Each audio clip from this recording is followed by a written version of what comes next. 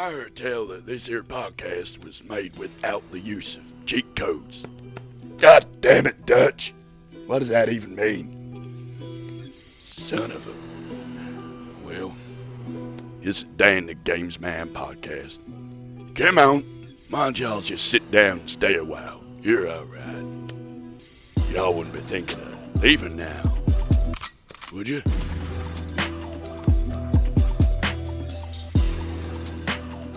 My name is Dan. And my name is also Dan. And welcome back to the Dan the Games Man podcast, your fortnightly dose of everything gaming. And speaking of gaming, what have you been playing this past fortnight, Dan? Chiefly, I have been enjoying our Games Club entry of Doki Doki Literature Club. Yes, so if you missed our last podcast, we set the very first Dan the Games Man Game Club game of the fortnight. So every fortnight we are going to set a very short game that everyone can play and experience, and then we're going to talk about it in full spoiling detail. And the last entry and first entry for the Dan the Games Man Game Club was Doki Doki Literature Club, quite ironically. And yes, yeah, we've both finished it this week. Yeah, we have powered through. Now, normally we would talk about these games at the start of the podcast, yeah. But because of the content of this game, we're going to kind of leave it to the end of the podcast. It does have some quite triggering content, so we're going to talk about that right at the end of the podcast. We will put a warning out before we start talking about it, so if you do want to avoid it, you won't miss any other part of the podcast. But other than that harrowing experience, what else have you been playing this past 2 weeks? Grinding out more of Avowed, and I have actually made it to a different area now. Is it the second area? It is, Mushroom Mind. So, I would say the second area of Avowed is a lot weaker than the first area. It does seem it. It did seem to have a kind of second act lull, but the third area, spoiler alert, I'm slightly further ahead. The third area, after the events of the second area, is so good. I think the second act of this game is going to put a lot of people off. Yeah. But the third act, it totally pulled me back in. Do you think it was maybe a bit of almost a narrative misstep, going, okay, if we're going to go hard in the third one, we need a bit of a trough to then bring it back up, and maybe it's backfired? I think it's a bit of a cliche second area. I think, it's kind of all mushroom people and woods and elves, and it's like it's a bit. I prefer the kind of dungeons, Indiana Jonesy kind of traps, bits like that. Yeah. And I just feel like the second area is a bit cliche in a game which, at its core, is quite cliche. Yeah. I'm sure if anyone has ever played Dungeons and Dragons before, you've encountered like mushroom people, not the Last of Us style, but like literally walking mushrooms and kind of spooky forests and really the obvious stuff. And I don't want to spoil what the third area is, but it does really pull it back. And I think and the storyline gets really good in the third. I hope it's a haunted Walmart. That'd be pretty cool. Yes, you're looking very Walmarty today. I'll be the greeter for today. But yeah, it's definitely pulled me back in. I did find it a bit of a slog getting through the second area, but there is a big payoff at the end of the second act, and it's very good. Are you still enjoying it though? Yeah, it has been fun, especially just slamming little mushroom people with Earth and Wrath. It's like, haha, get sauteed. Have you changed your kind of play style at all? I've pretty much just leaned more into magic, and I'm not bothering too much with my fancy sword and shield. Yeah, I think something which I didn't realise, I was basically hoarding every single enchanted weapon in the entire game, like some kind of goblin, just keeping every single weapon to myself. But you actually explained to me you do need to break them down to get the components to make other ones. The game does tell you that consistently, but obviously I ignored the game and listened to you. But yeah, it is very good. I'm just basically using spellbook and wand. Yes. But I have a funny, very strange, very questionable looking wand. Which we can talk about when we do the 18 plus rated podcast, which is coming in the future, which will be an experience. But have you been playing anything other than those two games? Just trying to get to grips with Balatro more, I think. How are you finding? So close to finishing a run, and so have you finished? So you haven't finished a run yet? No, I got to like most of the way through Ante 7, and then it was like, how about we screw you over with just pairs? Yeah, that game has no chill. Yeah, it's a game. It's one of the best. It's one of the best games I've played in the past few years. It's incredibly I addictive. absolutely love it. It's so simple. I actually mainly play it on mobile. Fair. I haven't played it on Gamespass yet, so it'll be quite interesting to see if there's any difference. But like the core, it's such a good core gameplay. Yeah, the strategy involved in it in something so simple is like, yeah. And it's funny because you could probably never do it in the real world. No. And at first, like, it's a difficult one to explain, I think, because when you said, like, it's like poker, but with other bits, I'm like, I understand. But now I've played it, it's one of those games you do not. It's like if you say to vampires, like, here it is. Early in the podcast today, we're talking about Vampire Survivors. ding, ding, ding. If you, don't worry, we'll get to Helldivers 2 in a minute.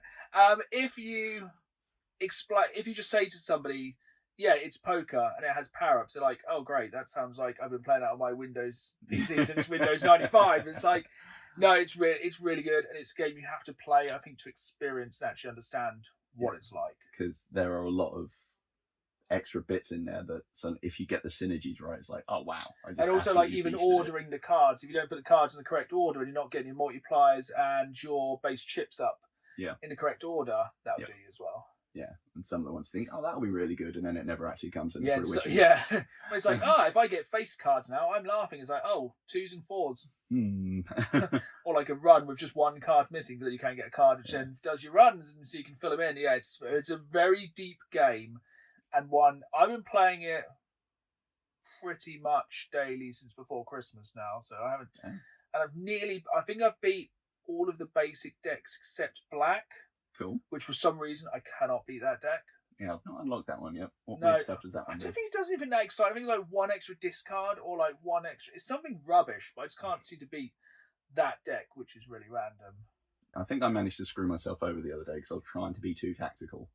Sometimes you can just absolutely luck through. Yeah. But then is one of the bosses literally called the wall, when it's just like, get 100,000, you're like, oh. Yeah. Well, that's mean. It's like an extra large. When you get an extra large blind, you're like, well, I'm done. yeah. I tried being smart and using one of the, it was on the tarot, the tarot card, I think. It's like, right, I'll try and make it really easy to get a flush, because I'd powered up flush. And then I rolled the boss blind, and it's like, yeah, that suit, debuffed. I'm like, yeah, so that... Cool. So I think I've had that before, when I've turned like most of my deck into one of the, I think I turned it all to hearts, and it's like, hearts are buffed. You're like, I can't do nothing. Yeah, you can really screw your own run up so badly in that.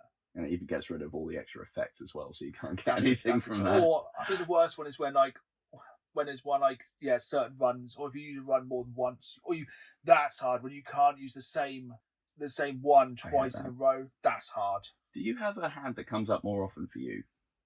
Full house. Same. I was All thinking, time. is it just somehow me? No, it's just always full house. And then when you get to one and it says, no full house, you're like, Yeah, and meanwhile I powered it up to level 7. Like my favourite planet card's always Earth. Oh, 100%. Yeah, it's the one which is my least favourite planet. We probably could do an hour and a half podcast about the lap trip, but everyone would probably get very bored. I did actually finish my third game of the year so far in 2025. I finished The Devil in Me. Oh, yeah. How was that in the end? Incredibly stressful in the last few bits. So, do we talk about the bit with the dog in the last podcast? I think so, yeah. Yeah, so that bit was kind of dodgy. The entire end of the game is a lot of very quick. You have to be very quick for your quick time events. Oh no, obviously, but they are really quick, and there's a lot of instant death near the end of the game. And it does have. It has. I was very, very stressed playing the end of this game. It's very, very difficult near the end to keep everyone alive. And I was like, right, I am keeping everyone alive. Only Scum saved twice where I reloaded. Once was with the dog, and once was when it's like, press the button. It's like, and it didn't. And I was like, well, I did press that, so no, I'm not having that game. But yeah, I did get all. I think it's the first time one of those games I've actually got every survivor out. Sweet. On a blind run. It's not bad. So without looking stuff up. It does have one of the. So I'm incredibly stressed playing. My hands are sweating. I'm like, oh my God, this is really stressful. And then there's this bit at the end which literally made me laugh. Literally, I laughed out loud. It's a bit where like you jump and there's an explosion behind you. I'm like, oh my God, really? Oh, yeah. That's so stupid. And it has like the most cliche ending ever, but it's what you expect with the Dark Pictures games. They are incredible cliche horror games, but that was, I don't think it would even make my top 3. Okay. So I think my favourite's gonna probably for always be Until Dawn. Yeah. And then after Until Dawn, it's probably one of the more recent, probably House of Ashes. That was really good. Oh, yeah, that's the one in 90s. It's the one, yeah, it's the one in 90s Iraq. Yes. That's incredibly good. So it actually brings in gunplay, which works really well. Ooh, nice. And that's got my favourite kind of story in it. And then probably after that was The Quarry. Yeah, that's pretty solid. Was very good. But this one was probably the 4th best. I think I'd probably, I'd be biased on it just because of my ghoulish love of true crime. Yeah, I think there's a lot of lore in this one as well near the end, like a lot of actual things I think from it. I did watch a documentary on H.H. Holmes the other day, and good God.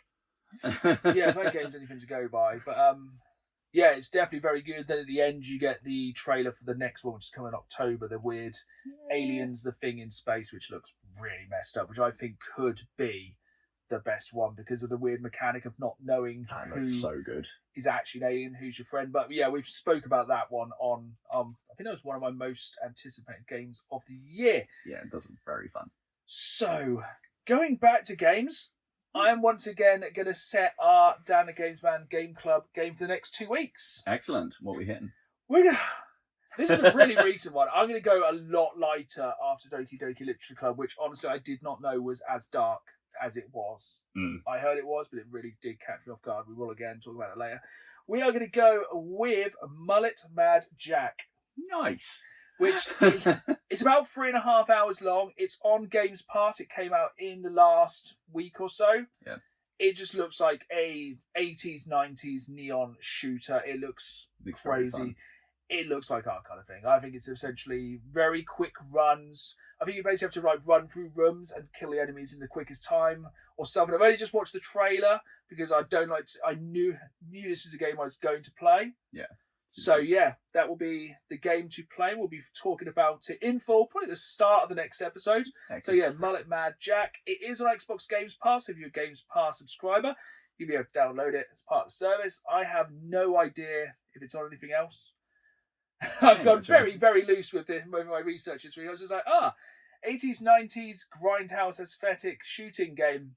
Yes. And isn't it wild that is the light relief from like a Japanese visual novel game? Yeah, that really went. Again, come back to that later on. I'm going to let you start off with some of your news this week. Caffeinate it up. Well, I think I can guess what one of yours is, so I won't jump on that straight away. As everyone knows, we're going to mention it anyway. And that is that there's, well, actually pretty much, no, all of my news is Xbox based this week. Ooh, so today's main topic of the podcast is going to be Xbox Games Pass versus PlayStation Plus. So stick around for that. We have done our research. There's numbers. They have been crunched. And we're going to try and have a definitive answer this week after last week's split opinion. But yeah, back to the news anyway. So it has been pretty much confirmed that they're already working on the next gen of consoles. Yes. And a successor to the Series X should be dropping in 2027, along with their own handheld. So, do you think it's going to be a separate big Xbox console and a handheld, or do you reckon it'd be like the Steam Deck or like the Switch where you kind of dock it and it's more powerful? That would make a lot of sense. Or will it be like the Game Gear and eat batteries? Oh, good God. I mean, I'm surprised there weren't a lot more people when the Game Gear came out with hernias or just really strong arms, because that thing's hefty. Yeah. Wouldn't need like 2 car Especially batteries. if you put the thing in the back so you could watch TV. Oh, yeah. So that's cool, though. Oh, the tiny screen. Do you want that was a real baller thing to have in school. I remember somebody took one on a school trip and we were like, whoa. And then I was like, Game Boy. And everyone's like, Tetris. Oh, how times have changed. I can print off stickers, though, kind of, maybe. I think we're talking about OG Game Boy. Oh, yeah, that was Game Boy Color. Pre-camera. But yes, Back to a slightly more modern console. the odd thing, I say odd thing, interesting thing. A lot of the articles I read were really poorly written, so I had to pull around and figure I think things out. nearly all of this is kind of speculative as well, isn't it? Yes, but interesting thing being, when the successor to the Series X drops, and there'll be a handheld, whether they're together or not, we don't know yet. There is a different handheld dropping this year that is partnered up with Asus, so it's not just Microsoft or Xbox. Yeah. They're doing their own, was it OEM? So was that original equipment manufacturer thingy? So rather than it being just an Xbox one, it's a partnered up thing where we'll get a little bit of a taste of it. So it would probably run Gamespass and Steam. That, yes, we're hoping, because it should be running Windows. Yes, which I think begs the biggest question. So if you have a console that can run Windows, will Sony still be putting their games on Windows with that kind of year delay? There is that, because one of the other things that's dropped as well is that there was a post put up in the last few days which got very quickly taken down. Yes. Showing the new user interface, and there was a tab in amongst, Games Pass in your library of Steam. And then it was like, oops, we'll take that down. See, I think if Xbox could pull it off, where they made a console that could play everything, it would be a game changer. Yeah. Because it'd be a game changer, and then there's Nintendo. Nintendo will never put their stuff on anything. No. Nintendo keep their toys close to their chest. Yeah, they're too busy in their own sandpits, not in their own farts. But then Nintendo is Nintendo. Nintendo, if you want that kind of game, you get Nintendo. They can pretty much print their own money. But yeah, that could literally be like a game changer. It would be wild. And it's turning almost from everything is an Xbox to Xbox is everything. Because if it can then just do it all. It's becoming aware. God. Oh, they have got the AI as well, haven't they? Oh, no. Yeah, go back against that one. Yeah, it is crazy if they pull it off. Yeah. And it's looking like it makes sense, because also Amazon Fire TVs now, you're going to be able to get Games Pass Ultimate on it and do cloud that's Xbox games as well. I wonder how good at internet you need. Also, have you ever tried playing a game on an Amazon Fire Stick without a controller? Because you can get a controller, but I've tried without. Actually, I think I've played Sonic on it. It wasn't great or bad. It was mediocre. It was in the middle. Didn't make me hate myself. It worked just about. It just works. No, I haven't, but I can imagine it's an experience. Yeah, but yeah, that could be a real game changer if that happens. Now, before this, we were talking about some news so fresh, I don't think you even know. So we are recording this on Saturday this week. So hopefully nothing happens in the next few days. But yesterday they announced there is new Pokemon cards coming to Pokemon Trading Card Game Pocket. I did not know this. Excellent. Did not. Shining Revelry is dropping this Thursday. So when the podcast is out, the new cards will be out. Nice. And for the first time ever, they are adding shiny Pokemon. Ooh. So that's going to be something to chase. Oh, good. Because I am so sick of Pokemon Trading Card Game at the moment. I am not getting jack. Yeah, I've got very little new things in the last couple of weeks. With the new deck, I've got to 70 out of 75, and I cannot get those final cards. And for some reason, you can't trade them. That's stupid. But yeah, I think we're going to get some people really chasing the dragon with this new one, with having shiny Pokemon available. Mm-hmm. And there's also a Dark Charizard by the looks of things. Nice. I think that's going to probably be the one everyone's looking for, the shiny Dark Charizard. I'd totally be down with that. Another thing I saw this week, Pokemon related, which by the time I'd even seen it, had been scalped up in all existence. They're releasing better than Motorbike. So last time, Pokemon Motorbike. This time, Pokemon Briefcase, Team Rocket branded, full of Pokemon cards. It looks so sick because you can see behind. My wife is a big Pokemon collector. We have, if you're watching on YouTube rather than wherever else you get your podcast, we have lots of Pokemon chess here. These are all sealed. This is our retirement fund. They've released a briefcase, which is an actual full-size briefcase with the Team Rocket logo on the side. And it has loads of cards inside. It's gone. It's not even really worth me telling you because it's been scalped. I think it's Japanese Pokemon Center exclusive. It looks... I want it. It'll be very fun. I want it, but I probably won't get it. So, yeah, back to you. I'm going to sulk with coffee. basically, yeah, all my stuff was just very much intertwined with Xbox and how it's all clearly leaning towards their idea of wanting to close the gap between PC and consoles. Because if they're going to be able to stream PC games, either whether you can put Steam on there and download it, or whether it is streaming from Steam, and Gamespass will be on everything else. Pretty mad. I think they are just trying to disarm the gaming Cold War, basically. Yes, so obviously talking about Xbox Gamespass versus PlayStation Plus later on, we are talking about it today, so we won't be kind of taking that into consideration, but that could blow everyone out the water, to be honest. 100%. I'm going to change it back to a totally different topic, but topic we talk about every single week, Helldivers 2. No. So, first thing, Helldivers 2 had a break in the war because something literally broke and it wasn't tracking the liberation of planets. The memes quickly came in of Helldivers and automatons playing football, like the kind of World War One armistice kind of joke. There's also a new battle pass. What do they call them? Warbond. Warbond. Same thing. For your Paid Liberty content. Bucks. Definitely worth it though. I wholeheartedly think love it's it. fine to throw money at that game. It was one of the very few games I make an exception for, and I will throw money at that game because the war bonds are cheap and they do generally add good stuff. Because this time they've added Mandalorian armor. Mhm. If you're not watching this on YouTube, I'm doing air quotes. Mandalorian armor and the hover pack, which is totally different than the jetpack. Wild. So much to disguise. So much. I'm so here for that. And everything in it looks flipping cool this time. yeah, I think they've got like a little 6-shooter and they've got like a repeater, which is going to be really, really powerful, which is probably good because they've now added in the walking Strider factories, one of which has a stratagem blocker on its back. So now on Helldive and Super Helldive difficulty, I think they walk around in teams of 5. Yeah, I think so, yeah, 4 or 5s. Just and stomping about, ruining everything. We never knew how good we had it. We were complaining about the Jet Brigade No, for no. absolutely months, and now we have, is it Flame Brigade? Yep, if Or they're not called that, they ought to be. It's the Flame Brigade, Fire Brigade. I would just call them expletive.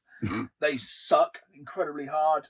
Basically, now we have to use armor which has some kind of fire resistance. Otherwise, you're going to literally get cooked. They were bad enough with the Jet Brigade. Like, if you took them out mid-air, you'd just get firebombed. And now they're actively touting it. And it was bad enough when you kind of had a few of the Devastators walking at you with the flamethrowers, but now it's like, everyone's got flamethrowers. Yeah, it's going to be a lot more hell bombing. Oh, 100%. I've seen that's a very good tactic people are using at the moment is arming the hell bomb, getting in the car and driving out the Striders. I like it.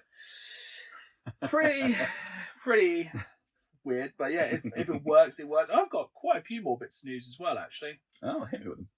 So we'll go back one more time to Xbox, and this is one of my favourite quotes of the year so far. So the makers of FBC Firebreak, which is that multiplayer game in Universal Control, Excellent. have said their multiplayer shooter is for people with kids and jobs. Ah. So I think essentially what they're trying to say in an incredibly roundabout way is you don't need to play it every day. It's kind of more drop-in. There's no cutscenes in the game. There's no kind of continuing storyline. It's more just like thing. And you can kind of just enjoy the level on its own. Drop in, drop out. Kind of like how I think Helldivers is. Yeah, absolutely. I think it could be... I've definitely got my eye on that one. I was already Yeah, pretty intrigued. I was sold because, I like a game I can just kind of drop in and out of. Oh, I got so much. I've got a lot of news this week. Yeah. I have been scouring the internet for news. So, we're going to talk about this, I think, next week in our next podcast or the podcast after is video game movies because there's quite a lot coming out at the moment. Or I just want to talk about some absolutely abysmal video game movies. But what I really enjoyed of recent years, have you seen the remake, but the kind of the newer Mortal Kombat? I'm racking my brains, and I don't think I've actually seen that one. It's genuinely really, really good. It's not as good as the 90s Mortal Kombat. That was solid. I love That was that. solid.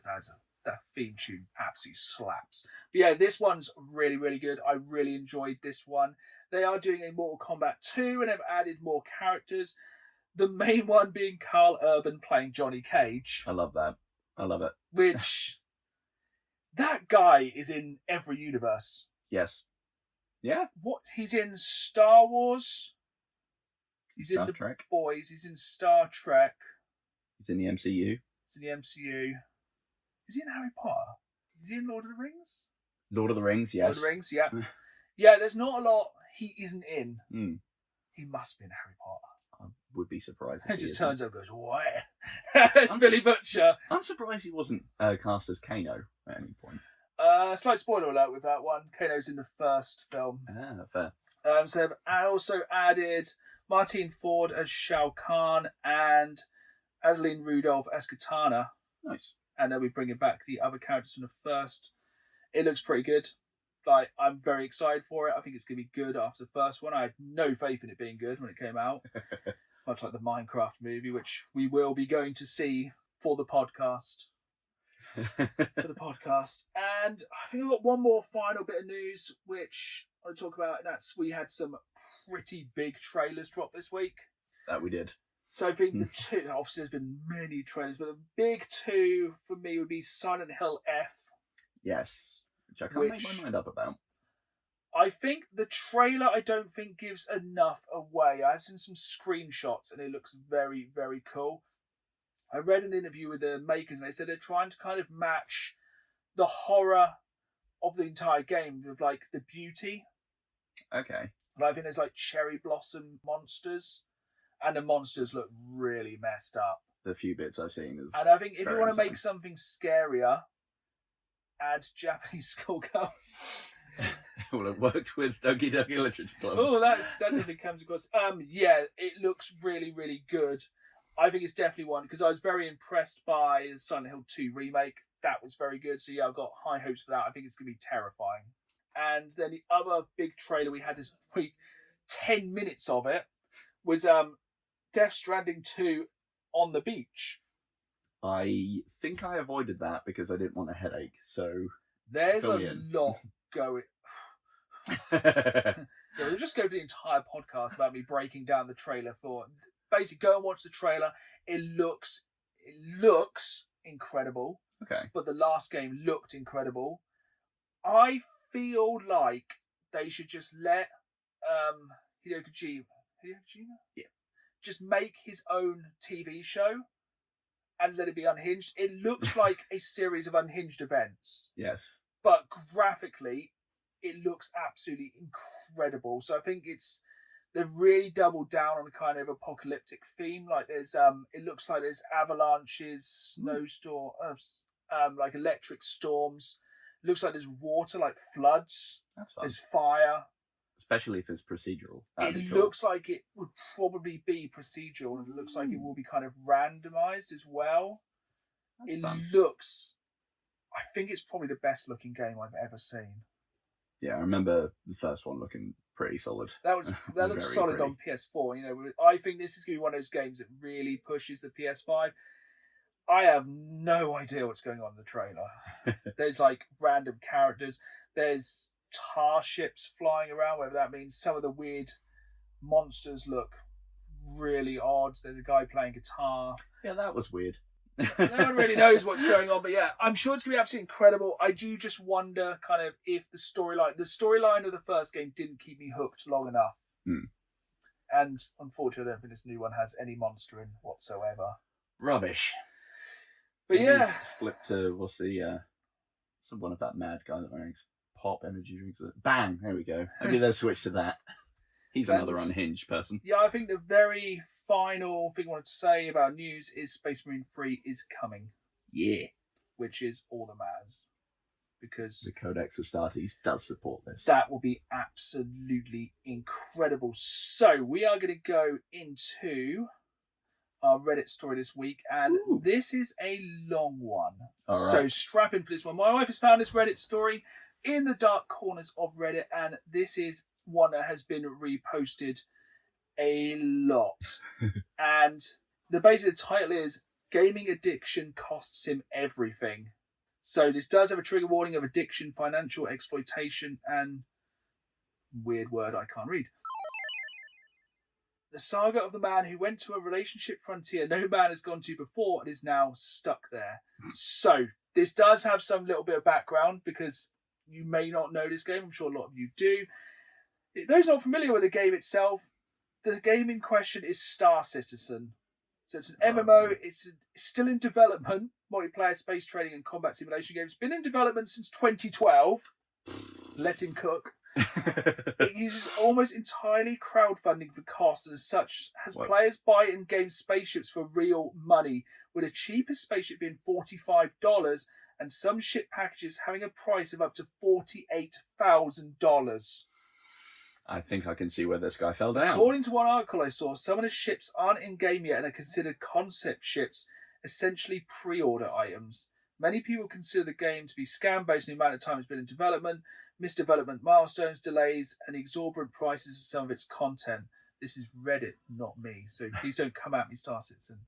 So, this goes on to this is the original story, which was reposted, cut up, stuff like this. This one took a lot of sleuthing. It was like boards and stuff.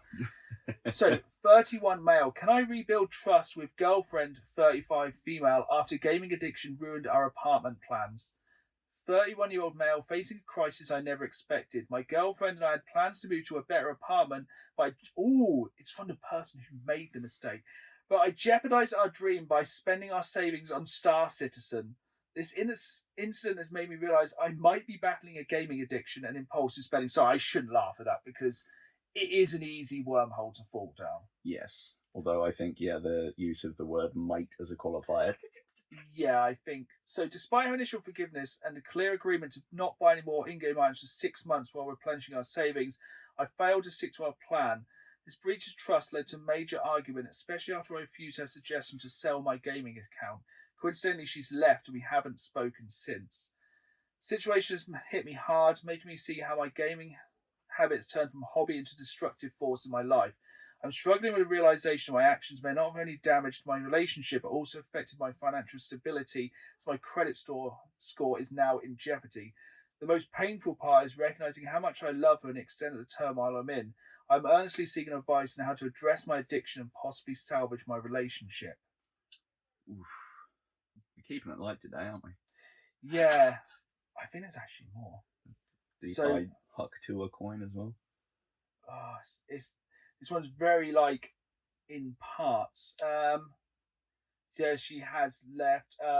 Some people are like, you can request refunds from support and seek professional help, but I'm guessing it's the kind of game that you can't, digital content, it's like you never own it, but you can also never get it back. Yeah, and if they're getting most of their money from crowdfunding, that's probably going to be like, nope. And I think the main problem is, if they promised not to do it again, it's one thing to make a mistake, then say they're not going to buy anything for that 6 month period and then just do it anyway.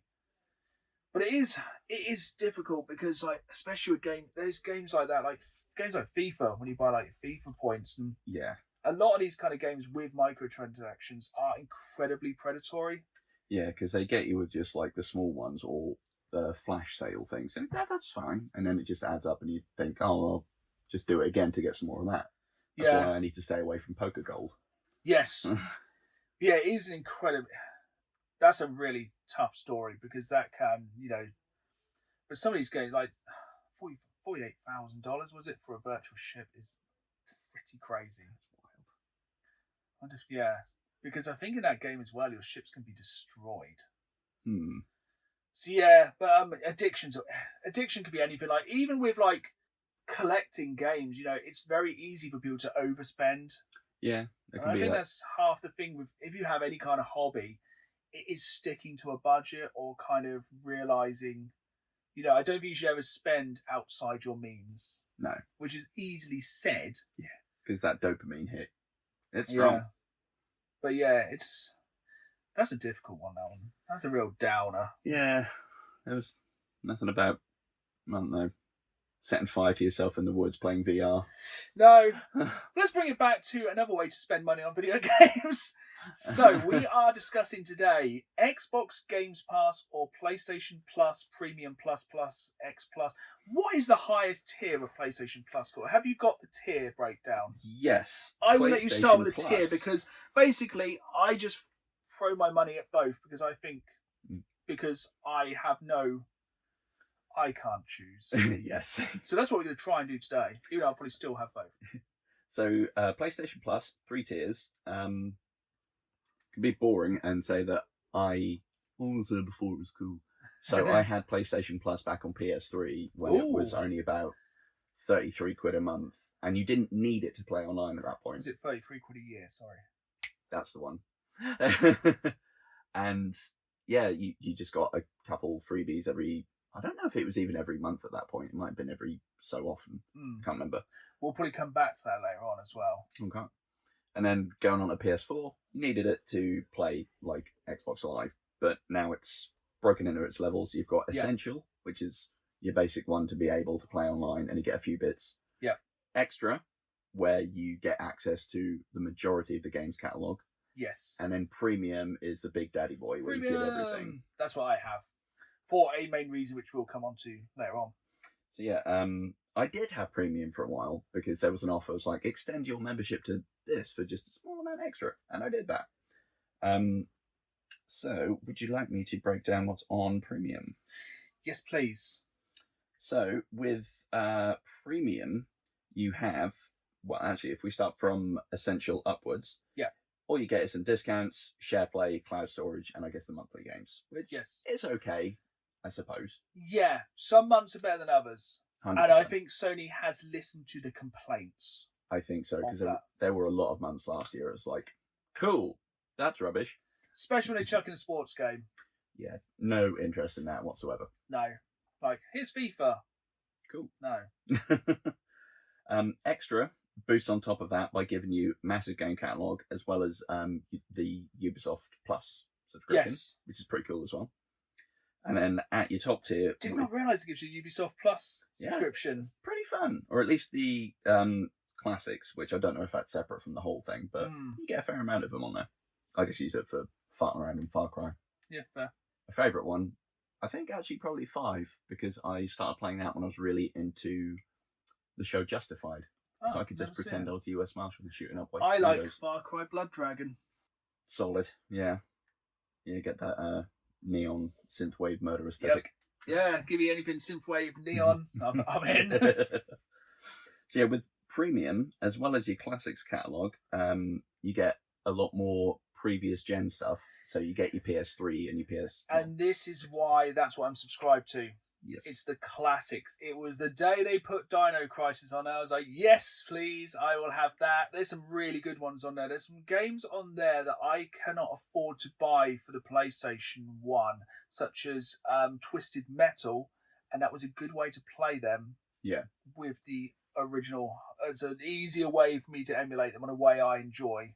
Yeah, that's fair. And just the amount, because you get basically not all of them obviously because there's so many, but you get a hefty amount from each previous gen, don't you? So you get PS1, I think 2, the PS1 games work on it really nicely. Yeah, I think so.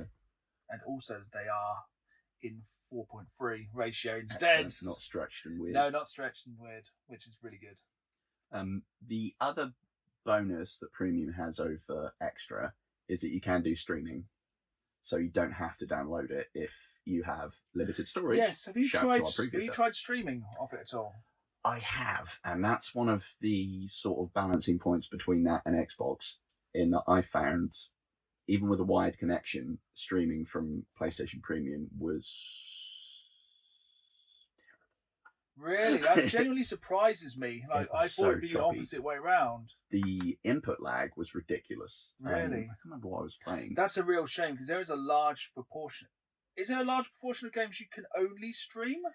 Or was that something they had previously? I think you could only... I may be totally wrong, but I think...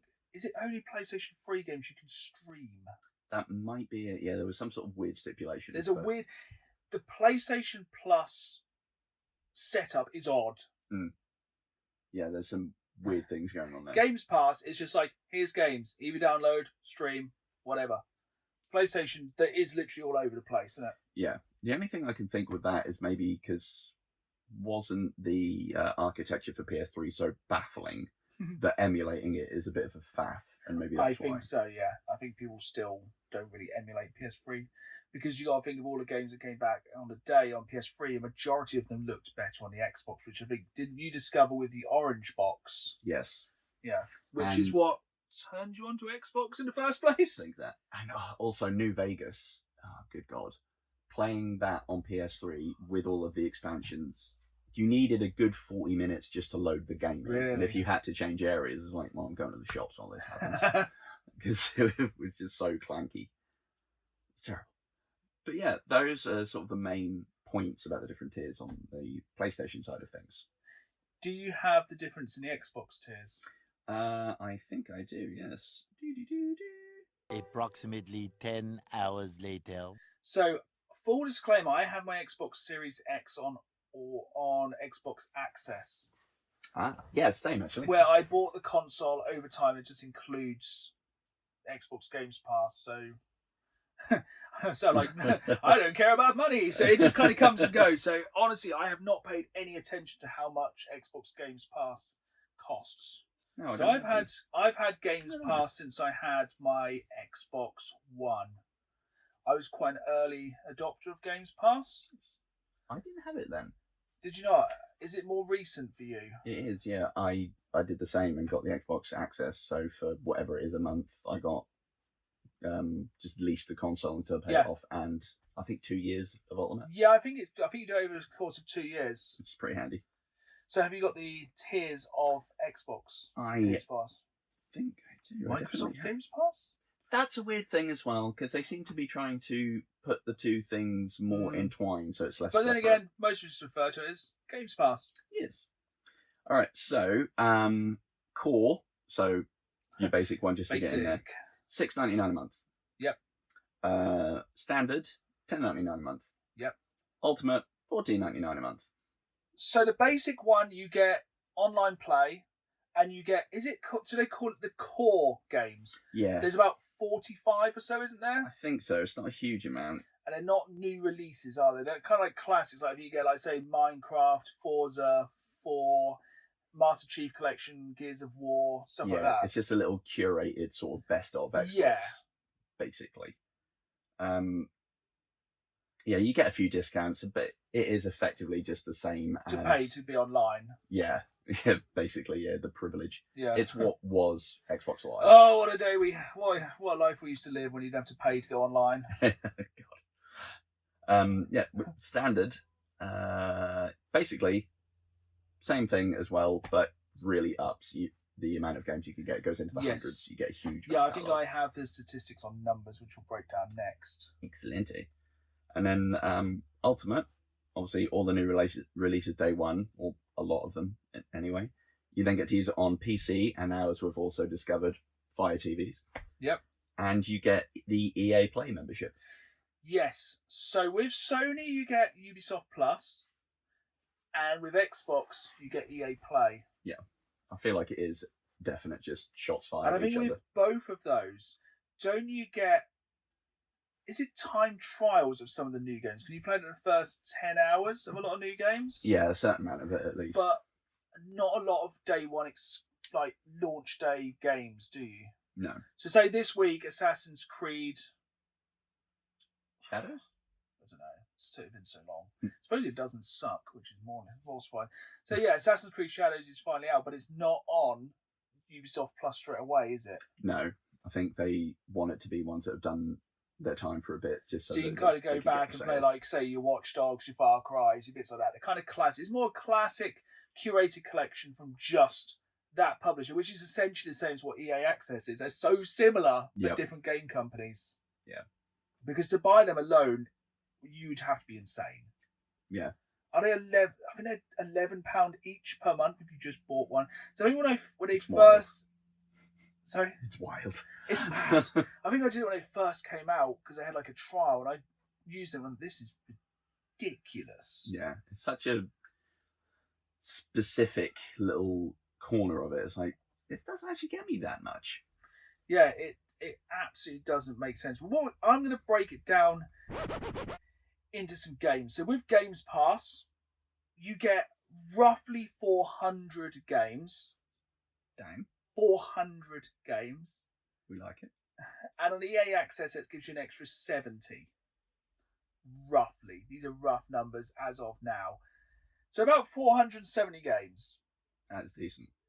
So with PlayStation Plus, I've got a lot more numbers. So You get 383 PlayStation 4/PlayStation 5 games. That does mean some games released on the PlayStation 4 that also work on the PlayStation 5. Nice.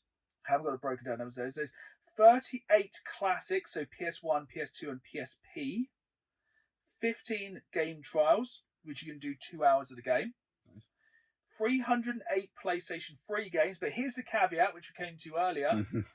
All PlayStation 3 games you have to stream. There's also 212 other games you can stream which are non-PlayStation 3. So I think there's some of the older games. Then you get your monthly games and your PlayStation Plus games. Yeah. That you have to keep. So if you with PlayStation Plus, every month hit add to library?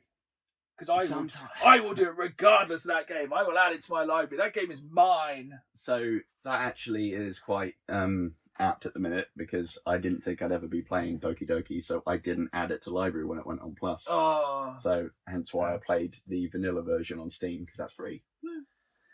Yeah, so I had it when the PlayStation 4 came out, roughly, for about a month into PlayStation 4, I got it. I had it all the way through the PlayStation 4 until I got the Xbox One, which was a couple of years after it came out. Then I went on to Gamespass.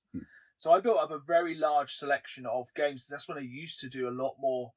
Some of the games a month, like PS3 and PSP and Vita. Yeah. So you probably got some really odd games in your library. I think so. I think I might have some of the Killzone ones. Yes. That were only on portables. They were strange. So both services have a lot of games. But I would say Xbox Games Pass is updated more often. Yeah, they have several drops a month, don't they, at least? Yeah. And this is very subjective, but comparing the quality of the games.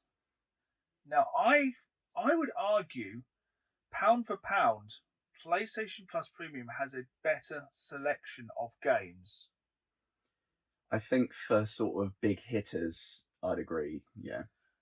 But, once again, there is a slight caveat to that. Xbox has a lot more day one exclusives.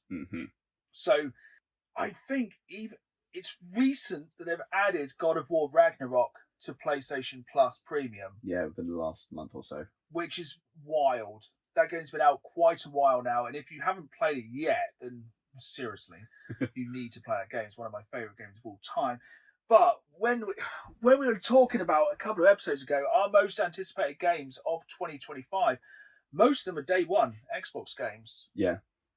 I think with PlayStation Plus, you need to dive a lot deeper into the catalogue to find cool games. Yeah, play things that might have passed you by beforehand when they initially dropped. Like, I think there's a lot of games that are like around the PlayStation 4, Xbox One era that I might have missed. They're all on there now. Yeah.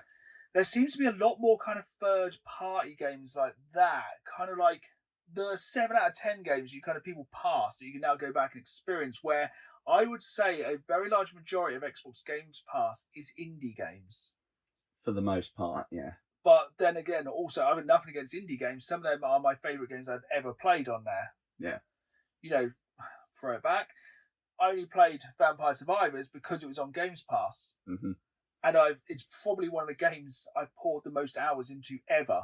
I think I only started playing it, it was after the Castlevania add-on, so it must have been like late October, early November. And by the end of the year, it was my most played game on the Xbox Roundup. But yeah, I think I would argue, like, me and my wife were looking through, and I think there's more games. I played Devil in Me on PlayStation Plus Premium. Yeah. I think all the Dark Pictures are on there, aren't they? I think there's a better selection of hardcore games on there rather than a lot of the more casual or indie games on Games Pass. Yeah. But the main difference with Games Pass is those day one exclusives. In fact, the day this episode drops will be when Atomfall comes out, and that's Yes. day one, and that's going to be good. And honestly, with the state of Xbox Games Pass this year, you have a game a month to try, a must-play game a month. And then they drop in games like Mullet Mad Jack, which we're going to be playing this week, which we're like, how do I have time to play this as well? Yeah. And I think operationally, from a layout form, I prefer how Xbox Games Pass works. Yes. because it seems to know what I want to see. I find it quicker, I find it easier, I find it much more user-friendly than PlayStation Plus Premium, which especially if you have not got the highest tier membership of PlayStation Plus Premium, it's like, I want to play this, no. I want to play this, no. I want to play this, no. Stream, this. It is quite infuriating. There's a lot of paywalls as such in PlayStation Plus Premium. One of the things that I hate that they've done is the front end for the subscription bit is just so fiddly. You'll go on there and it will just have so many tabs labeled monthly games, but the thumbnail will be a particular game. And it's like, I just want to look at what the monthly games are, please. It's like, no, you want to look at this game. It's like, no, I don't. Yeah. Stop it. And there's a lot of adverts on PlayStation Plus. Randomly, lot of adverts and games. It's like, buy this game. It's like, no, I'm looking for games to include in my service. No, you want to buy this new game which has just been released. It's like, no, I don't. Do you like to pre-order this? No, I don't. No one's going to pre-order any game digitally in this house. Yeah. But yeah, it's a difficult one. I think they both have their kind of positives and negatives. But for me, from a value, they're about the same price. Yeah, roughly. Everything else, they all give you a load of games. Nearly swore. A shovel load. A shed load of games. And, but it's the day one exclusives with Games Pass at the moment. But if they can keep it up, I feel like last year, Xbox just did like a monopoly board of game publishers, just went around and bought them all. And now we're actually seeing the effects of that, because last year on Games Pass was Vampire Survivors saved that year on Games Pass. I think so, and that's a $3.99 game. Yeah, I think I've actually bought the game. Well, I bought every single DLC. Yeah. But but the day one games this year are wild. I think are we getting Outer Worlds 2 on day one? Yeah. I think that. Yeah. And Doom the Dark Ages. Who doesn't want a gun that crunches up skulls and fires it at people? So let me see what's coming. See, the Xbox Games Pass app is also quite useful. He says, as he can't find what games are coming soon. But it's just this, and it's constantly adding games, just dropping them in when you're not expecting them. So coming soon to Games Pass, you have Atomfall, Commando's Origins, Expedition 33, which looks really good. Doom the Dark Ages. Is that all of No. Oh, actually, there's about 7 games have announced so far, but I think they only announce them when they have a definitive release date. But one bad thing, I've been burnt by this. I know you've been burnt by this recently. When you pre-save those games and download them, there's a lot of air quotes going on today, so I hope you're enjoying this on YouTube. When you download a game ready to play on Games Pass, I did this with Black Ops 6, and it went, you need to download this game. It's like, I did. Yeah. I downloaded the 160 gigs so I could play it on day one. It's like, no, you didn't. It's like, well, I did. I did that with Avowed. It's like, I'll do it. And then because of time zones and whatever, I was like, I'll see if I can play it now. Went on it, and it's like, oh, you need to wait until it's ready. It's like, all right, come back to it later. Cool, we'll download that for you. It's like, yeah. My brother in Christ, you knew I wanted it. Yes. That's really annoying. And also, the Xbox does download when it's fully turned off. The PlayStation's like, put me in rest mode, and I may download. And it's like, the Xbox is like, yeah, I'll just do it anyway. Just do it. So yeah, if it wasn't for day one exclusives, I would say PlayStation Plus. But with the day one exclusives this year, for the value for money, like I would have bought Avowed day one. Yeah. That's like a big AAA game. I would have bought Indiana Jones day one.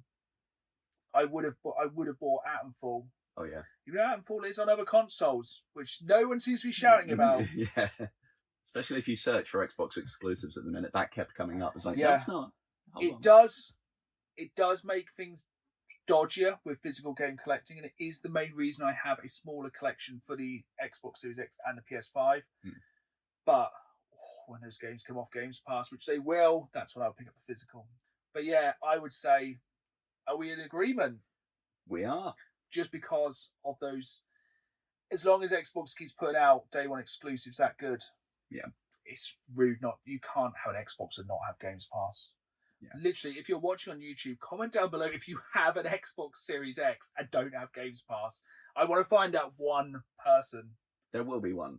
And we need to change your mind, because even if you think, oh, it's a monthly cost when I might not buy a game that month, it's like, I feel like I need to It turn up works at out. people's doors and say, have you heard the good The word good of word. Xbox Games Pass? But yeah, we're not Xbox. I don't think people have fanboys anymore.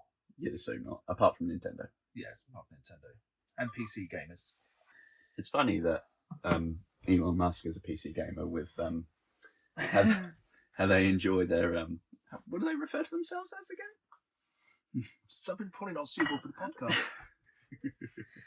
We are going to steer quickly into questions from you viewers, because we did not have time for very many last time, and I'm going to stick to timings today, as we have very important business to see to today. So the first one comes from the Primo 80s from YouTube. This is what is your holy grail game? One you already own and one you wish to get. Now this is a very difficult term. Holy grail game differs between people. Yeah. And mine differs day to day. So you're not as hardcore a collector as myself. No. That's not a flex. That's just a fact. I think you could build a fort from your games. That's the plan. I think there's enough plastic in here to protect me from the apocalypse. I think so. I'll go first. One of my holy grail items I never expected to own is my Virtual Boy. That's a good shout, actually. This is a crazy story, actually. Have I told you the story of the Virtual Boy? I don't think so, no. So I was on a retro gaming group on Facebook, and somebody literally posted up, does anyone want a Virtual Boy? I was like, yes. And they basically commented back saying, oh, send me your address, I'll send it to you. And I was like, okay, cool. I got speaking to this person. This is literally how it went. And they were like, oh, I'm in America. And I was like, oh, don't worry about it. Just send it to me in America. Because I was like, well, I'm probably not going to send it anyway. And he's like, oh, no, that's cool. I'll cover the shipping. And I was like, are you sure? I'll pay shipping. I'm quite happy. He's like, oh, no, it's fine. This person, I thought nothing of it. I think we chatted about how much we love gaming, bits like that. How I've always wanted a Virtual Boy, and you just don't see them in this country very often. You do see them, but they have a high price tag. Lo and behold, about 4 months later, this box turns up. I'm like, what is this? This happens surprisingly often to me. Like, a box turns up and I say, oh, something I've ordered. I normally presume it's like limited run or something I've just pre-ordered so long ago. Yeah. But I opened it and it was just a Virtual Boy. It was very, very early in my collecting that I got it. I think it was before I actually had this games room. And yeah, to actually own a Virtual Boy is insane. And how is the playing experience? It's terrible. It's absolutely abysmal. If you ever want to play a Virtual Boy, my advice would be don't. And honestly, it is a console which I think it's like Wario's Woods is pretty good on it. That's about it. There's about, I think it's like 15 games maybe been released for it ever. They're all ridiculously expensive. They're all red lights on black background. It will give you a migraine. Yeah, I was going to say, that has to be so visually comforting. It is Nintendo's dirty secret. But yeah, it is absolutely incredible. Do you think they released it to distract people from the robot thing?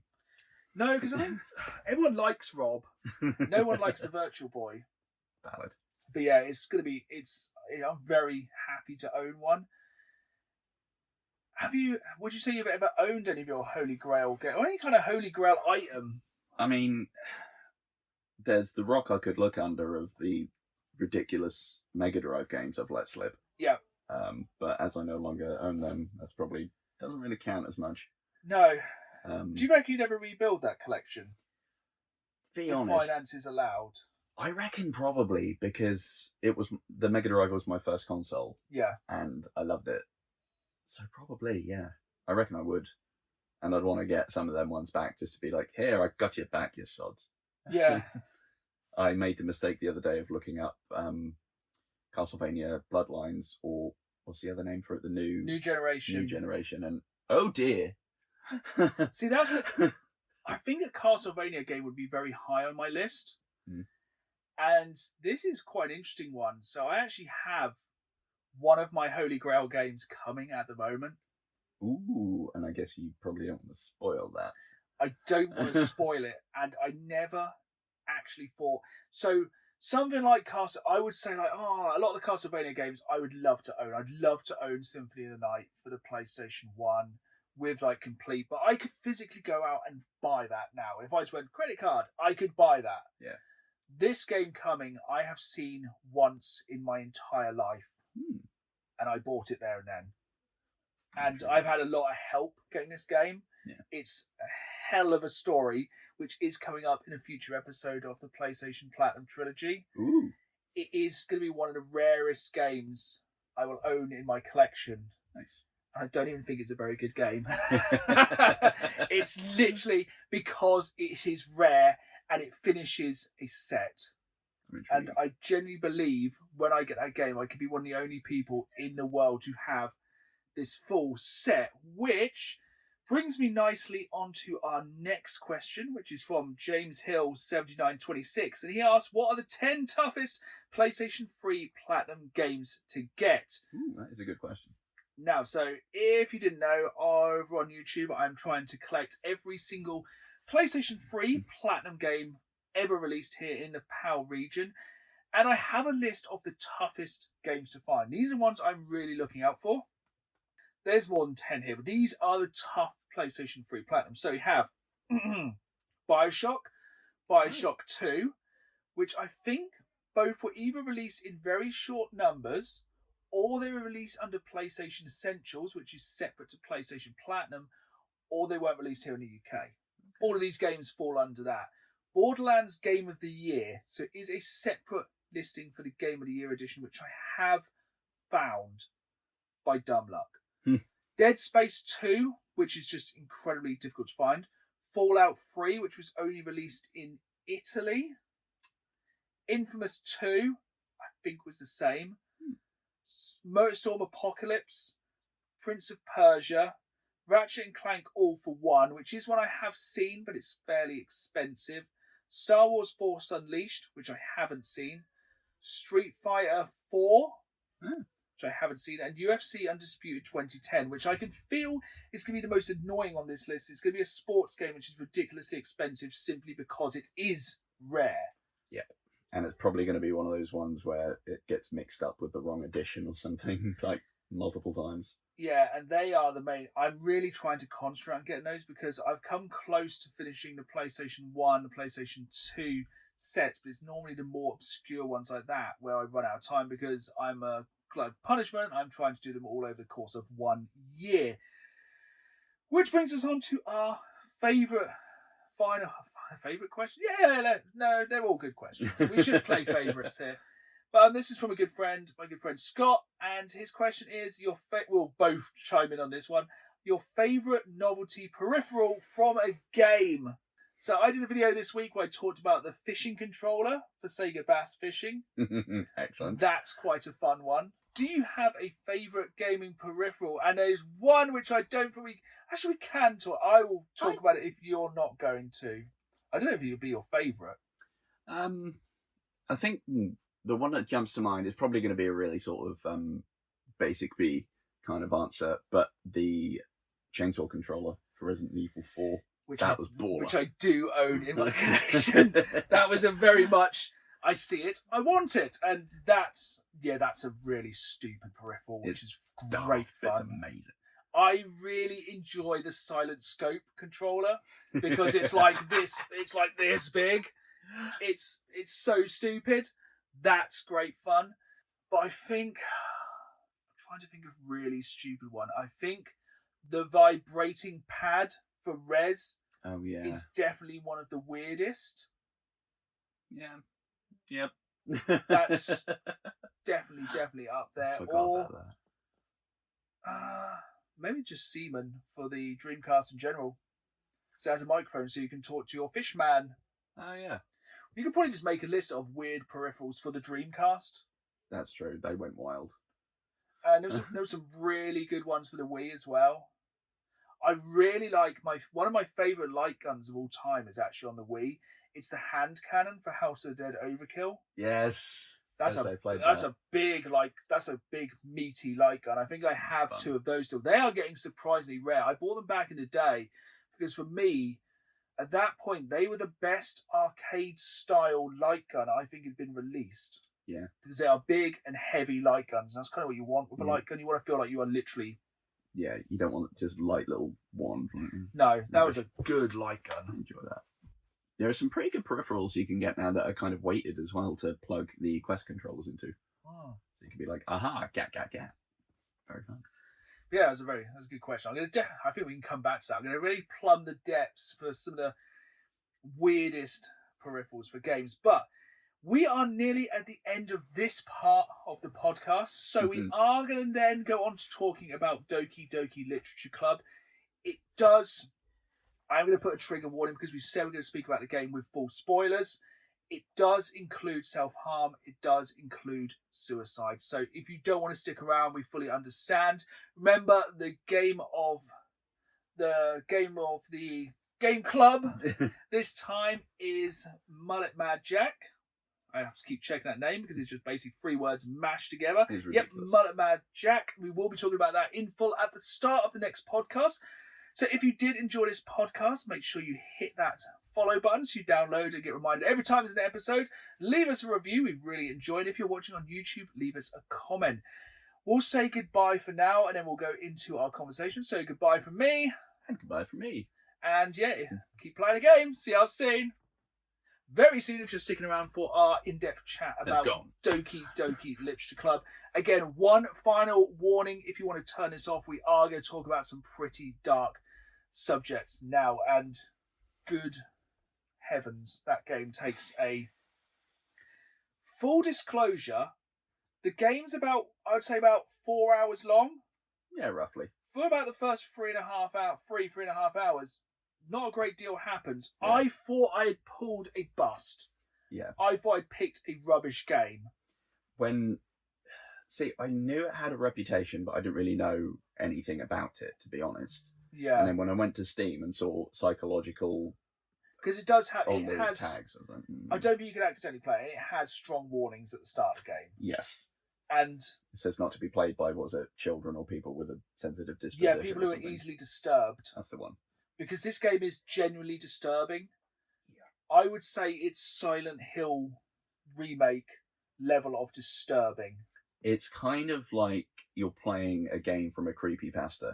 Yes. It's the kind of thing that I think if you got caught off guard and didn't know, and, we have quite strong stomachs. I enjoy my horror. I enjoy pretty messed up movies. Yes. I have a pretty dark sense of humour, but this one did get me. Yeah, and it does telegraph itself a little bit once it starts off incredibly unassuming other than the the first 2 hours I was like, well, this is really boring. This is literally like just chatting to girls I know it's a whole genre of games, which I'm sure a lot of people enjoy, but you're kind of there and you're just... So kind of you're there, you're kind of the awkward boy joining a club full of attractive girls who are all over the age of 18. It makes that very obvious at the start of the game. Yeah, we won't go down that rabbit hole because that's not the disturbing part of this game. And it's just a lot of... I think the thing is, it sets it up so well, so it basically lowers your defences. Yeah. I think throughout the game, and you kind of just go along for the ride. And I think because you build a bit more of a relationship and you build a rapport with the other girls in the literature club is when the event hits so much harder. Yeah, I think it does put itself off as very unassuming and very just by the books and a bit like, no, I'm just clicking things. I don't have... Because there's not a great deal you can do at first. It doesn't feel like you're really going to make a great difference to the world either. Yeah, and then it's like, just pick some words for a poem. You write your own poem. And there's some slightly darker words in there. Yeah. You're like, okay, this might have some slight undertones. Like it might be like anger, depression, hate. And some of the words, they'll be like butterfly, cloud, rainbow. And you're like, I'm going to be edgy and make like this dark, gloomy poem. And then... Yes, and then you start getting little clues. You kind of have a feeling, looking from the outside, yes, the main kind of friend of the person you play as probably has got depression. Yes. And then, little bits keep coming up. And you're like, And I think you start to see the warning signs. And it feels like, to me, you can avoid what happens. But I don't think you can. No, seems like you should be able to, but even then, when you think you should be able to avoid that, how it went when I was playing, it was unavoidable either way. Like, someone was going to get hurt, it felt like. Yeah, it feels like you're either going to hurt your kind of then developing girlfriend or your best friend girl next door who has feelings for you, and you can flat out deny her. And I think you'd be a bit sociopathic because you can tell what's coming. And basically, in my playthrough, I told her I loved her, I always had. And then, long story short, she still just goes home and hangs herself. Yeah. And it's one of the... Literally, the music's incredibly happy up to that point. And it's like, the entire music all throughout the game is super happy. And then it goes disturbed, doesn't it? It goes disjointed. And it's like when you, in that early Pokemon game, when you go to the haunted town and all the music does get incredibly disturbing. Yeah, it makes it. And the game is like glitching like that. Like all throughout, the game's been like this happy things. It kind of feels like it's run on DOS or something, doesn't it? Like you have to load up your files and everything. It's all super happy, but then it just... I've never had... It felt like all the blood drained out of my body. I physically recoiled. Yeah, I actually felt a bit sick, and it actually makes me a little bit emotional talking back through that bit, because it does... It hits so hard, and then you still have to skip through the kind of speech. And I genuinely saved at that point, and I sat staring at the screen before it happened, like... Because you've got that sense of dread for about 5 minutes leading up to it, because she doesn't come to school, you go back to her house, you know it's coming. And I think that's the thing. The game knows what it's doing. It knows you're powerless to stop this event. Yeah. This is a fixed event which will happen in this game. And it even references it saying, this isn't just a game. You can't reload and try again. Yeah, like you can make all those save files, but as soon as that happened, wipes them all. So it wipes your game. You cannot change what happens in that game. Who did you have as like the burgeoning girlfriend before that happened? Yuri. I actually made loads of happy notes about the game. And I was like, they can all get in the bin. Yeah, I had Yuri as well. I think you can like chat up the others, but it just goes to Yuri. And so I actually, this is going to sound really bad, I actually stepped away from the game after that part. I did start playing a little bit after, but sometimes I think because of subject matter, it's something I don't really want to do much. Because you went back, did you finish it? Yeah, I had a minute, and I'm like, if I don't do it now, I'm probably not going to come back and play the rest of it.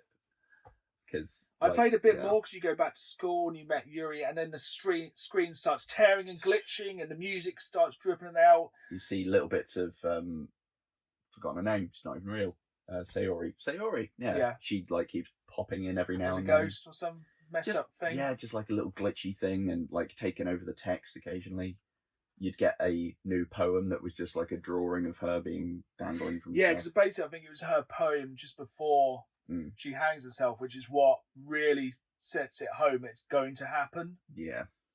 Because and it's a really horrible game. Yeah, and then it takes an even weirder turn, and Yuri goes completely unhinged. So I think they kind of reference the fact she's obsessed with knives. Yes. Is it a self-harm kind of deal? Yeah. Oh, maybe we got completely different bits happen then. I stepped back quite soon after that bit because I thought, you know what, this is... Yeah, so... I think you have to be in the very right place to play that game. And I think the content is a bit dark. Yes, and obviously... So I think in that bit where you're helping Yuri, not only does it reference knives, but like you come back in and it's like, oh, she's rolling her sleeve down or something. Yes, I think that was one of the things she referenced. She always wore jumpers and long clothes. Yes, and so, because part of me wondered, like, if you went with Sayori, would Yuri then have gone home and done the same thing? But... So it gets more and more unhinged as you go to the point where it's repeating those first few days, but minus Sayori. Yeah. And Yuri starts to get, like, tiny little beady eyes and is going ham at it. She's full bunny boiler. Like, within a day, drags you into her closet and, like, I love you. And when she goes... You know the bit where they go and fill the kettle? Yeah. She goes off on her own, and you have to go and find her, and then you find her cutting her arms. Yeah. and then it kind of keeps resetting a couple times, and then it goes really wild, and she sends everyone out at some point, and just goes, "I love you," and you're like, "Cool," and you only have the option to say, I think, like, "Love you too," and she's like, "Great," knife, and just like completely seppukus herself, and then the next bit is just a close-up shot of that kind of tracks through the next 48 hours over the weekend that you just I just put it on auto and just like, for God's sake, please be done.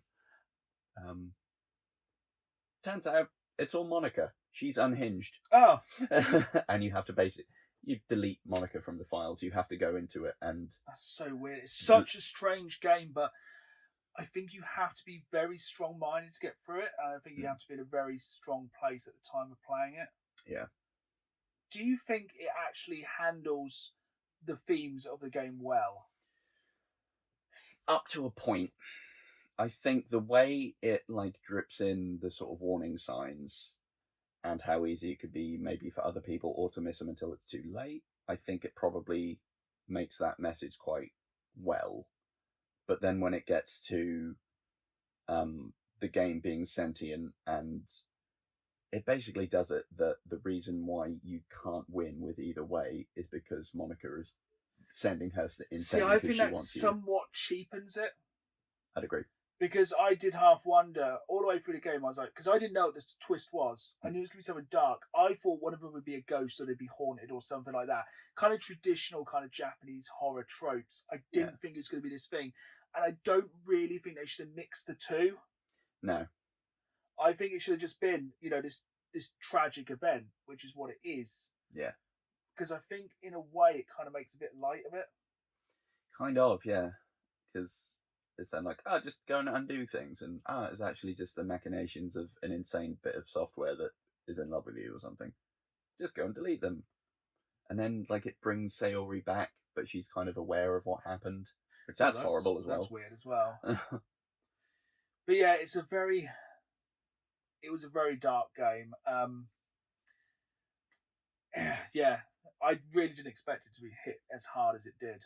No, especially when they build it up so subtly, and they do a bait and switch as well with the first time you go to Sayori, but she's actually just like, "Oh, I'm just hanging around, I'm okay." It's like, oh, yeah, because I think that's, it's a big thing. We've both, the open part of the podcast, we've both dealt with kind of mental health issues in the past. I think we're both quite open to saying. 100%, yeah. And it does definitely have that kind of happy-go-lucky, I'm fine on the outside, and then I think it really, and I think that's a good message it does put in the game. Yes. But I do think kind of cheapening that is a bit of a dick move. Yeah. Yeah, it does like a good point of saying like, those people might still need checking on even if they seem okay, or they're, setting themselves on fire to keep other people warm, because that was Sayori's hot vibe. But doesn't necessarily always mean the smile's good. Yeah. Look at her shot. And I think if you take nothing else away from that game, it shows the importance of either, if you are struggling talking to people, or checking on your friends. And partially cheap gag, partially not. If someone has like an artisanal knife collection, check in on them. Yeah, I think the biggest warning sign, so we're not making light of this situation at all.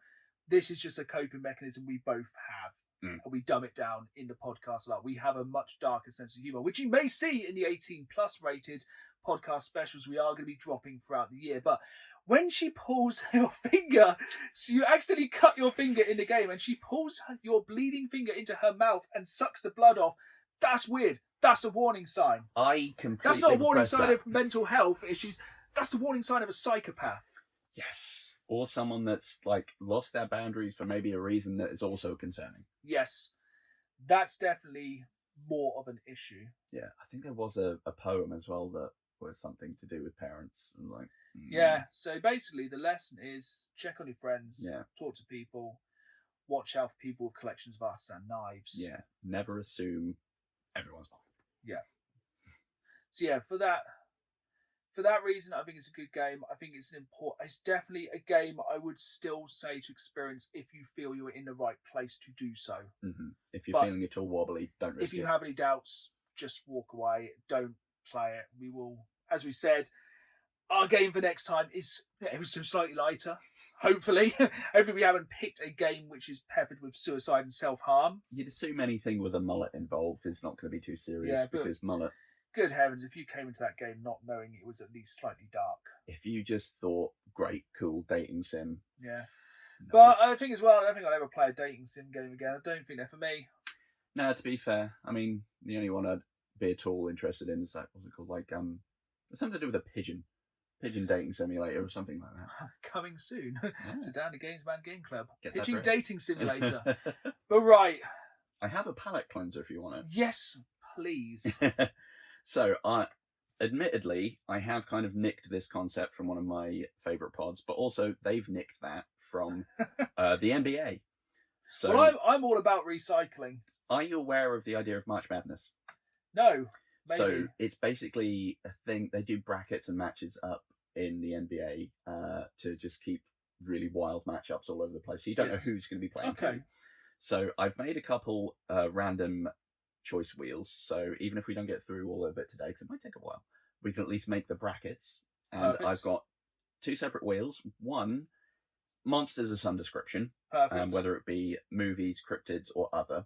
Lovely. And video game / nerdy pop culture things. My favourite form of culture. Exactly. I'm a man of culture.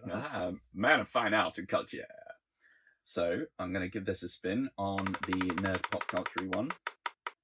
And our first matchup in the bracket. It's very good graphics, by the way. That's on the line. Who's that? Starkiller. Ooh. So Starkiller. Arguably the strongest Jedi of them all. I would say. Sith or Jedi? Depends on the game you're playing. Yeah, it depends at what point we are in. Can I name them? Yes, I can.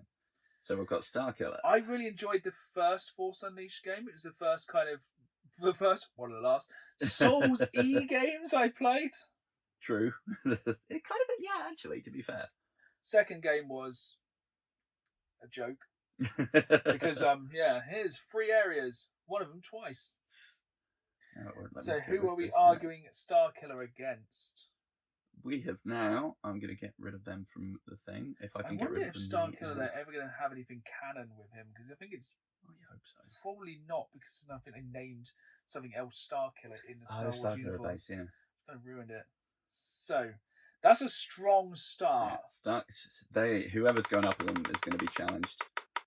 This big matchup. Starkiller is going to be fighting Predator. Ooh. Ooh. Nice. So I'm going to kind of go with OG Predator. Yeah, 100%. Honey Predator, I'm because thinking that. that's the only Predator we recognise. Actually, Prey was really good. Yeah, that was pretty solid. Alrighty. Our next one we're going to call it the Eastern bracket, pulling from our nerdy pop culture wheel of doom. How many have we got for brackets? So I think there's going to be 4 on each side, but I've got 10 on each wheel to give a decent amount of randomness. Mighty Morphin Power Rangers. All of them? 5 or 6? We can't have white / green, because then they'll be OP. Okay. So it's standard Rangers. Okay. I think what we'll do is we'll set the brackets and then we'll send it to the people. Ooh. And then we can basically look at it. But then we'll argue it. Oh yeah, we'll argue it. We argue everything. And then we can, we'll keep set the brackets today, and then in the next episode we'll do the winners and losers, and then we'll set the bracket for the following week. Yeah, because the fun thing about that as well, with arguing it, there could be random stipulations that you can think of that I can't. Yeah, so is it... Have you drawn the next one yet? Not yet, no. So is it the Power Rangers, or is it with their Zords? See, that's a good question. Let's see what they're fighting, because I think if it's like a dude-sized thing, if they're fighting Cthulhu, they could probably have their Zords. Yeah. I'm presuming Cthulhu's on there. I wish. Zords are not going to be necessary. It's simply going to be the Dilophosaurus. So the Dilophosaurus from Jurassic Park versus the Mighty Morphin Power Rangers. First gen, yeah? Yeah, 100%. I think we know who will win that, but still. I would like to see somebody argue a Dilophosaurus. That would be good. And I would probably argue that. So. And the good thing is, as well, with going forward in these, anything that happens in a round carries over. So it might take out a ranger. Yes. And then we'll be going forward. I didn't get rid of Naked Snake from the wheel, did I? Oh, wait, no, we didn't. We didn't have him. Okay, next one. Spoiler alert, Naked Snake. Dun, dun, dun, dun, dun, dun. Naked Snake. Okay, so I've put a wild card in each of these wheels. Perfect. And one of them's now come out. And then You Stephen Hawking on Compound V. Ah. So anyone who hasn't seen The Boys, that means Stephen Hawking is now super strong. Well, he'll have a superpower, which will let people argue Exactly. as we set these up. So this one could get very interesting. Yeah, especially if he goes up against our other wild card. I reckon he'll have the powers of the Flash. That would be pretty great. Ooh. Ooh. So Stephen Hawking's with Compound V. Against the Babadook. Ooh, That could be fun. horror theme. Yes, That's we an like. interesting one. Don't know if I've got enough matchups here already. Do you know what? Let's just go through them all, and then we can do another bracket at some point in the future Yeah. if wanted. Let's go for one more, because then we have 4 face-offs. Cool, I'm glad you were Yeah. keeping track of that, because I was Maths. not. All right, So, last final one. fight. No pup reference. Ash Ketchum. This could get interesting. I was initially going to go Charizard. Do you know what? But would Ash have his Charizard? Exactly. Or, if he throws his Pokeball at random thing, is he going to capture it? Because that could really carry into the next round, depending what he is about to attempt to fight. Especially if whoever then takes him out, they just potentially got his Pokeballs. What is our final participant in this? That was very close to being the T800. It's instead a cryptid I'd not heard of until this morning when I looked up, the Bat Squatch. What is the Bat Squatch? A very Sasquatch-like thing, 9 feet tall though, with massive wings, glowing eyes, and seen around Mount St. Helens. Got to catch them all. Yeah, he gonna have that. Yeah. So there are our initial brackets for the 2 sides of our Perfect. So Madness. what I will do is I will share them over on the YouTube channel, youtube.com/DannyGamesman. New videos every Saturday, as well as bonus content throughout the week, and the video version of the podcast on alternate Fridays. We have covered a lot of stuff today. I think we deserve a drink. I think we do. Which is what we are going to go and do now, is drink very responsibly. So, I've been Dan. I've also been Dan. And this has been the Danny Gamesman podcast. And until next time, keep playing the game. See you all soon.